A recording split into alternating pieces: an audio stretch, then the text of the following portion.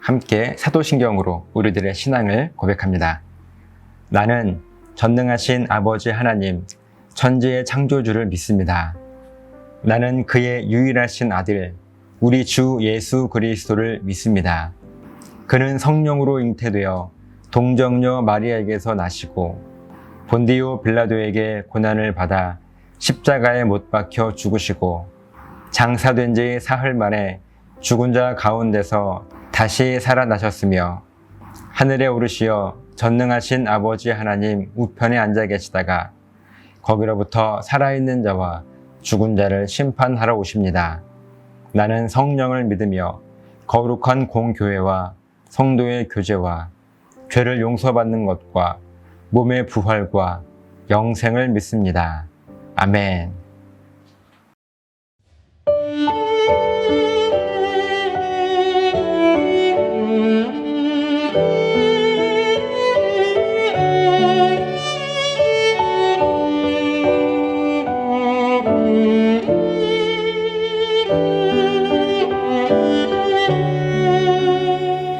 세상이 그대를 작아지게 할 때 그분은 말하시네.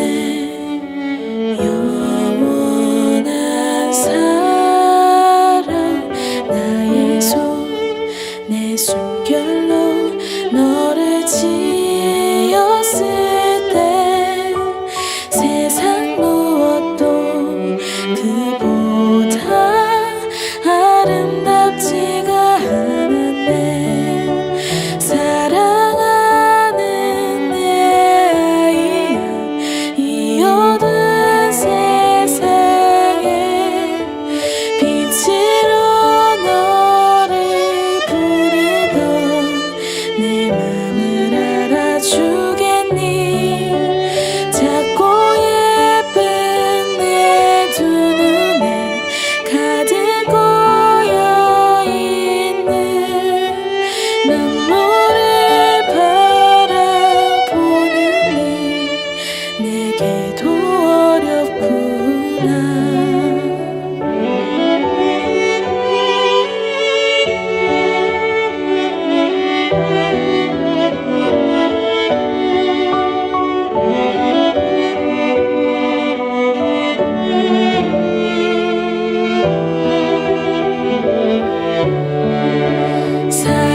사랑하는 내 아이야, 이 어두운 세상에 빛으로 너를 부르던 내 맘을 알아주겠니?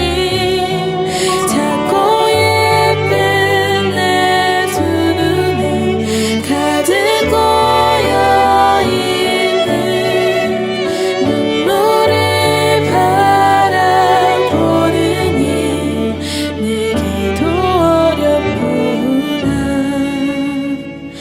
세상이 그대를 작아지게 할 때 그분은 말하시네. 영원한 사랑 나의 손 내 숨결로 너를 지었을 때 세상 무엇도 그보다 아름답지가 않았네.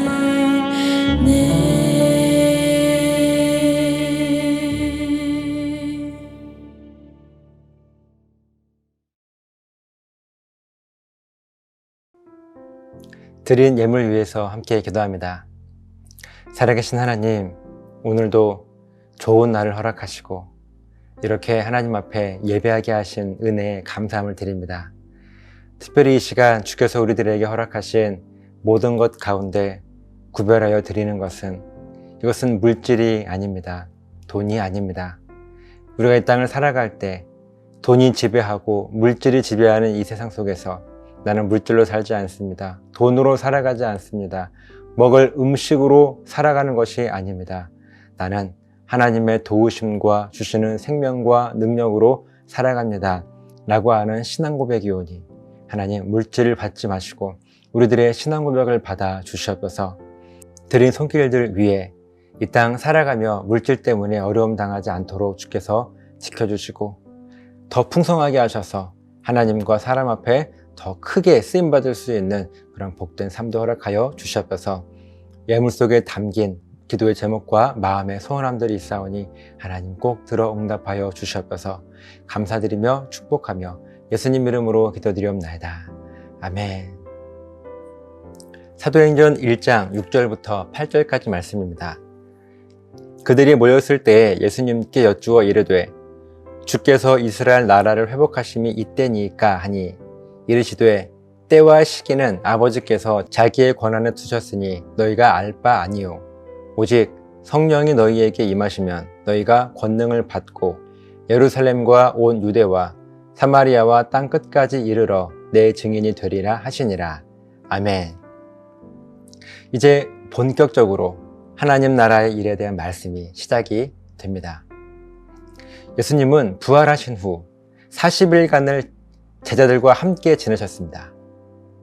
그리고 제자들은 부활하신 예수님과 함께 있을 때 예수님께 이런 질문을 해요. 본문의 6절입니다. 그들이 모였을 때 예수님께 여쭈어 이르되 주께서 이스라엘 나라를 회복하심이 이때니까 하니. 사실 제자들은요, 이 40여일 전에 예수님께서 십자가에서 돌아가셨을 때 모든 것이 다 끝났다고 생각을 했습니다. 지난 3년간의 시간을 예수님과 함께 지내면서 예수님께서 일으키셨던 기적들, 귀신 들린 사람에게서 귀신을 내쫓으시고 죽은 사람을 살리기도 하시고 바다 물 위를 걷기도 하시고 오병이어의 기적을 일으키기도 하시고 병에 걸린 많은 사람들을 낫게도 하셨던 분이 하루아침에 십자가에 달리셨고 아무런 기적도 일으키지 않으시고 돌아가시게 되었을 때요, 정말이지 제자들은 모든 것을 다 포기했었습니다. 이들은요 모두 자기의 모든 인생을, 자기의 모든 것들을 다 내려놓고 포기하고 예수님을 위해 그들의 인생을 걸었던 사람들이었습니다. 그렇기 때문에 이들은 더 허망하기 그지 없었어요. 예수님께서 십자가에서 죽으시는 그 순간 말이죠. 그렇게 모든 것을 포기하고 좌절해 있던 제자들 앞에 십자가에서 돌아가셨던 예수님께서 부활하신 몸으로 다시 살아나신 그 몸을 입으시고 나타나신 것입니다. 이때 제자들의 심정이 어땠을까요? 제자들은요, 예수님께서 살아계시면서 수많은 기적들을 행하셨던 그때보다 어쩌면 훨씬 더 큰 확신과 소망을 갖게 되었을 것입니다. 죽은 예수님께서 다시 살아나셔서 자기들 앞에 나타났기 때문에 그렇죠. 그렇게 40일간을 다시 살아나신 예수님과 함께 이들은 지내고 있는 거예요. 그리고 제자들은요, 확신했습니다. 확실하게 죽어서 무덤에 갇혀있던 그 예수님께서 다시 살아나셔서 우리와 함께 계시기 때문에 이제는 못할 것이 없을 것이라고 이들은 확신합니다. 그렇게 가장 먼저 생각했던 것이 바로 이스라엘 나라의 회복이 언제인가였습니다. 지금 이스라엘은요, 당시 전 세계에서 가장 강한 나라, 이 로마의 식민 국가였습니다. 로마의 강한 군사력 앞에 이스라엘은 물론 모든 나라들이 로마의 식민 통치를 받고 있었어요. 그렇게 로마의 압제와 통치를 받고 있던 시대였기 때문에 이제는 불가능한 우리들에게 없다라고 생각했던 제자들이요, 가장 먼저 생각했던 것은 이제 예수님과 함께 이스라엘을 이 강대국 로마로부터 독립시키고 또 나아가서 예수님과 함께 그 예수님의 능력으로 로마도 무너뜨리고 전 세계를 지배할 수 있게 될 것이다 라고 하는 그 생각을 이들은 한 것입니다. 그래서 제자들은요, 예수님을 향해서 예수님, 이제 예수님도 정말 다시 살아나셨고 더 이상 우리들에게는요, 불가능이란 없을 것 같습니다. 우리가 이토록 로마의 압제를 받고 고통당하며 살아가고 있는데 우리 이제 이스라엘 나라를 저 로마로부터 구원할 때가 온 것 같습니다. 예수님과 함께 이 나라 이스라엘을 로마로부터 구원하고 싶습니다. 이렇게 당당하게 확신을 가지고 예수님께 이야기합니다. 그리고 이것이 바로 제자들의 소원이었습니다. 이러한 제자들의 소원을 예수님께서 들으시고 대답하시죠. 7절입니다. 이르시되 때와 시기는 아버지께서 자기의 권한에 두셨으니 너희는 알 바 아니요. 정말 큰 기대와 소망을 가지고 예수님을 향해서 이스라엘 나라의 회복을 기대했던 제자들에게 예수님은 단호하게 말씀하시죠. 얘들아, 그때와 시기는 하나님께서 정하시는 것이지 너희들이 그때를 정하는 것이 아니란다. 그러니 너희는 더 이상 그 일에 신경 쓰지 말아라.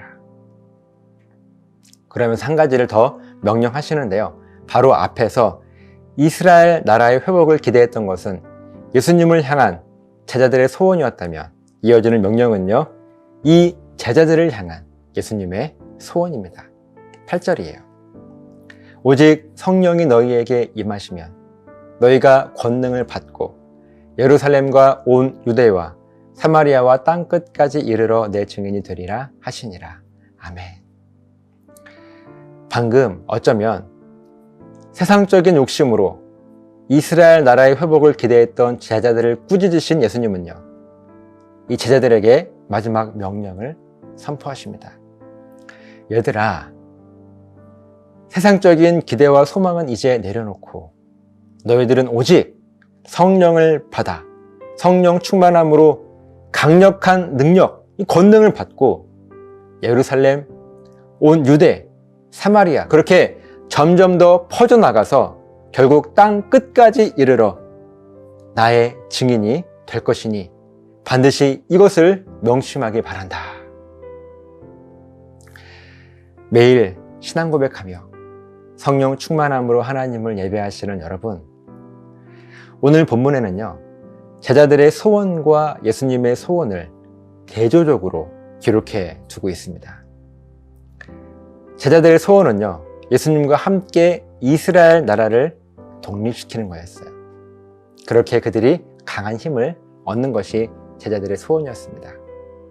그러나 반면 예수님의 소원은요, 이 제자들과 함께 성령 충만함을 입고 온 세상에 하나님 나라의 일을 증거하는 삶을 살아가는 것이었습니다. 이것이 예수님의 소원이었어요. 사랑하는 여러분, 제자들의 소원과 예수님의 소원이 이렇게 대조적인데 이 둘의 소원에는 아주 큰 차이가 있습니다. 먼저 제자들의 소원은요, 그저 원하기만 하는 바램뿐인 소원이었습니다.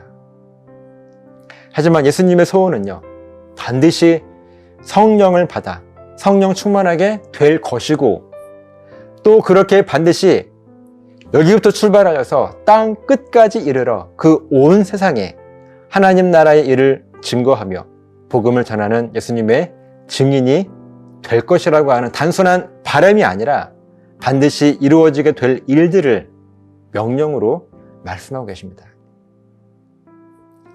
여러분, 이 두 가지 소원 중에서 어느 소원이 더 확실하게 이루어지겠습니까? 사실 제자들도 확신을 가지고 예수님께 소원을 말했어요. 자기들의 소원을 듣고 예수님께서 좋아하실 줄만 알았습니다. 하지만 그들의 소원은요, 말 그대로 바램일 뿐이었습니다. 그러나 예수님의 소원은요, 달랐어요. 확실하게 이루어 주실 것이라고 하는 약속과 함께 반드시 이루어질 것이기 때문에 그저 소원으로만 말씀하시지 않으시고 명령으로 선포하셨습니다. 오늘 우리들 앞에 동일하게 이 두 가지 소원이 있습니다. 먼저는 내가 예수님께 바라는 소원이 있고 또 하나는요, 예수님께서 나에게 바라시는 소원이 이 두 가지가 있습니다. 이 둘 중에 어느 소원이 확실하게 이루어지겠습니까? 내가 예수님을 향한 소원, 예수님께서 나를 향한 소원. 오늘 본문은요, 그 답을 우리들에게 말씀해 주고 있습니다. 우리의 소원은 그저 바람일 뿐이지만 예수님의 소원은요, 반드시 이루어 주실 것을 확신하고 약속하시는, 반드시 이루어지게 될 소원이라고 하는 것이죠. 그렇다면 여러분들은요, 어떤 소원을 붙잡으시겠습니까? 마치 썩은 동아줄과도 같은 나의 소원을 붙잡고 계시겠습니까? 아니면 확실한, 아니 이미 다 이루어 놓으신 그 어떤 줄보다도 튼튼한 동아줄과도 같은 예수님의 소원이 무엇인지를 내가 알고 그 소원을 붙잡으시겠습니까? 혹시 여러분들의 신앙생활에 확신이 없으십니까? 그렇다면 썩어서 언제 끊어질지 모를 나의 소원을 예수님의 소원보다 더 크게 보고 있는지도 모르겠습니다. 우리가 신앙생활에 확신을 갖기 위해서는요, 나의 소원보다 반드시 이루어지게 될 예수님의 소원을 더 크게 보고 예수님의 소원이 무엇인지를 알기 위해서 애쓰는 거예요. 말씀을 읽고 묵상하고 그 말씀을 붙들고 하나님께 기도하고 하나님의 뜻이, 하나님께서 원하시는 것이 무엇인지를 묻고 그 답을 얻을 때 우리는 그 예수님의 소원을요, 나의 소원으로 삼아서 이루기를 위해서 애쓰는 것입니다. 이것이 가장 확실한 소원 아니겠습니까? 여러분, 이 삶이 바로 성령 충만한 삶인 것을 잊지 마시고 기억하시는 저와 여러분 되시기를 예수님의 이름으로 간절하게 부탁을 드립니다. 기도하시겠습니다. 지금은 우리를 죄에서 구원하시기 위하여 십자가에 죽으시고 부활하신 예수 그리스도의 은혜와 아버지 하나님의 크신 사랑하심과 성령님의 도우시는 놀라우신 은혜가 이 시간 말씀 앞에 나의 소원이 아닌 반드시 이루어질, 아니 이미 이루어 놓으신 예수님의 소원을 더 크게 볼 수 있는 믿음의 결단 앞에 머리 숙인 우리 사랑하는 성도들 머리 위에, 저들의 가정과 사업장과 직장과 몸된 교회 위에 이제로부터 영원토록 함께 있을지어다. 아멘.